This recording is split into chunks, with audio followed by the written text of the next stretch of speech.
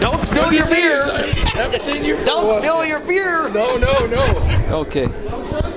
All right, so here we are. We're here with Ron Cabrera, and my God, I can't believe this is the 17th reunion party here at Los Alamitos.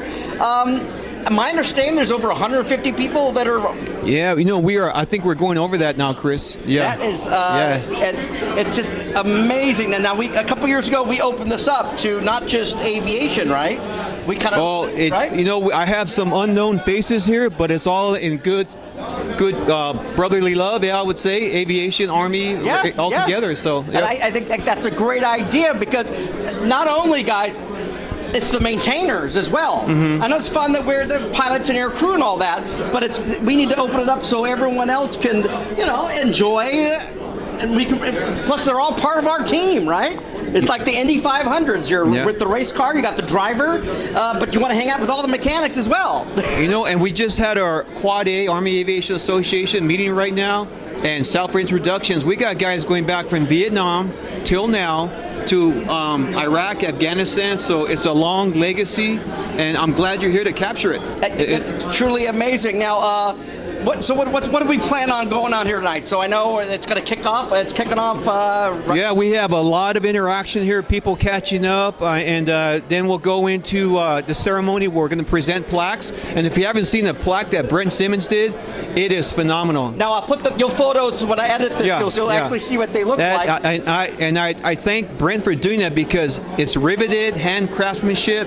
And it's just a real good keepsake. And you'll see it has like a little altimeter in it, right? It does. Yeah, how fun is that? And we got a missing man table here tonight, and a dedicated table for the individuals who we've lost since the inception, I guess, of aviation. And unfortunately, we've lost a few in the past year since the last time, but everybody's remembered. Always. And it's just awesome. So, and what are we going to have? We're having a Mexican fiesta thing for dinner. We're having tacos by Hugo. Okay. Caramelized onions. It's a great simple menu. Okay. But you can't put a price on seeing everybody here right now. Now let's talk about Quad A real quick. Now, what is Quad A? And if anyone's watching this doesn't understand what that is, Quad A is the Army Aviation Association of America, and this is a Southern Cal chapter. We have chapters at every Army base. And actually, there's 3 chapters here in California. We have the Desert chapter, Southern Cal chapter, and Grizzly chapter up in Fresno. And we're just continuing with Army Aviation, from mechanics to pilots to everybody that supports the mission. And for people that aren't in the Army, it would be like the Navy League, right? If you're in the Navy. Exactly. And the Marine Corps would have, what do they have? Marine Corps Association, right? Aviation Association. So all the services have theirs, but for the Army, it's Quad A. And one thing about Quad A is that we got a lot of industry, a lot of defense contractors that make up a bulk of our membership. And a couple years ago, Ron was able to go to some aircraft plant in Hawthorne, right? Or El Segundo? The F-18. Right. We saw the whole lineup of how they make them. It was a great tour. We missed you. Yeah, that's what I'm saying. So they do have these special events or the VIP stuff that if you're a member, you can partake in. Yes. So I encourage you, and it's inexpensive, right? Also, too, we sponsor scholarships for college kids. If you're a member or someone you want to nominate. And I'll put a link in this video, so if you become a member, I think for me it's like $15 a year, and you get a great magazine, right? Yeah, you get a great magazine. It's about $25 now a year. And it depends on what rank you are, right? Yes, it is. And if you're deployed, membership's free for a year. All right. So guys that are looking to join, hey, join the military or the Army, and you'll get a free subscription. That's right. So we'll come back. We'll wrap again, and good. We'll see you later. All right. Thank you, Chris. All right, Ron, so this is the conclusion. You might want to be the last interviewees. Good turnout. Chris, you know what? I just can't put a price on tonight. The food was good? The food was good. Yep. The camaraderie. Was good, right? I think we were 150 at least, 150 people. I mean, that is amazing. For something that occurs annually every year to get that kind of a turnout is truly remarkable. It really is. I wish we'll come up with a full roster of how many, proportionally, it should be like 1,000 people should be here, right? If you think about it. But Yeah. I know a lot of people moved out of state, right? I know it's an inconvenience for people to move, but this is a pretty good turnout. Yeah, you know what? And you have somebody come from Florida, Yeah. Arizona, just from all the Washington? states. Yeah, Washington coming down. It says something about it, and I tell you, it really hit home when Chief Lawther recognized a good battle buddy. That we were in Iraq together. Remember up the road there, they were the Army Reserve. Right, with Pete Gillies. Yeah, these Pete guys. Gillies and all them, and they lost one of their guys last year to cancer or something. But it was a tearjerker for him to come up at the podium and remember a guy, one of his battle buddies. Yeah. So, It was, but it shows just the camaraderie that we have. Well, we got to, And- some of us, and if you're down, if you're up, we're here for you to reach out. I mean, and I like the religious aspect of this. There was some prayer time here to touch our soul a little bit too. And I think a lot of us may, especially in this time and age, we need some comfort to rely on our brothers and sisters. I think it's something that's very important because a lot of people don't have that. Now, I interviewed someone earlier today. Said, "Why did you join the military?" He says, "Well, I came from a broken family. That the military became my family because I grew up without a family. It filled that void."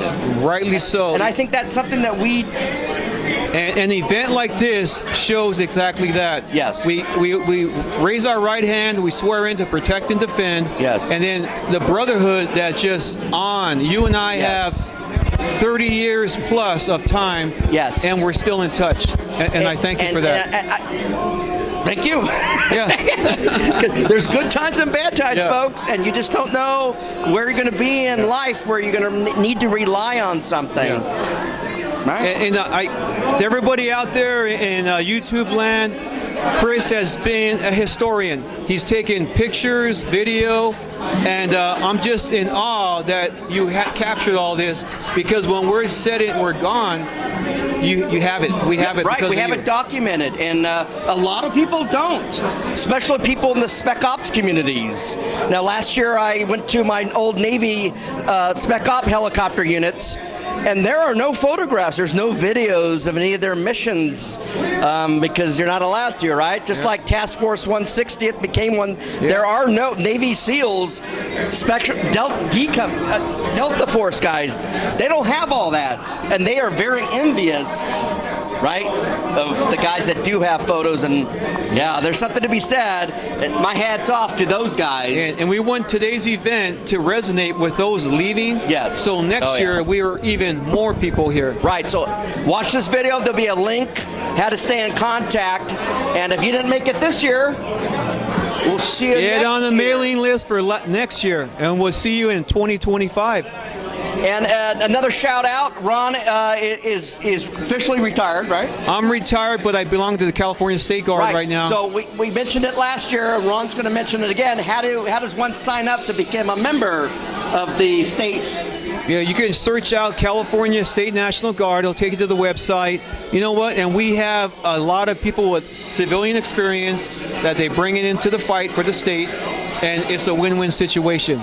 All right, so like former retired police officers, firefighters, people in the corporate world, maybe they never had their chance to join the military. Maybe, yeah, exactly. We got people with no prior service that are the best workers. So that's what I'm telling you guys that want to put on a uniform and never had their opportunity to do that for whatever reason growing up. And you want to do that, you want your sense of patriotism to serve. Supporting the state of California. And what's the maximum age that they can do that? There's really no maximum age at all. So this is the first time I'm hearing that. So great. I think that's, and I know it's not just states just doing it.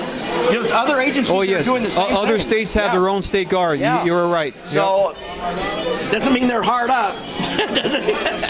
But there is a crisis. There is a recruiting crisis. We all are. Yes. I mean, I'm retired LAPD. They're trying to call me to come back to work. Yeah. Oh. Because everybody's hurting. Yeah. Wow. Okay. All right, Ron. Hey, Chris. It's been a pleasure. Good luck, you take care. And we'll see you next year.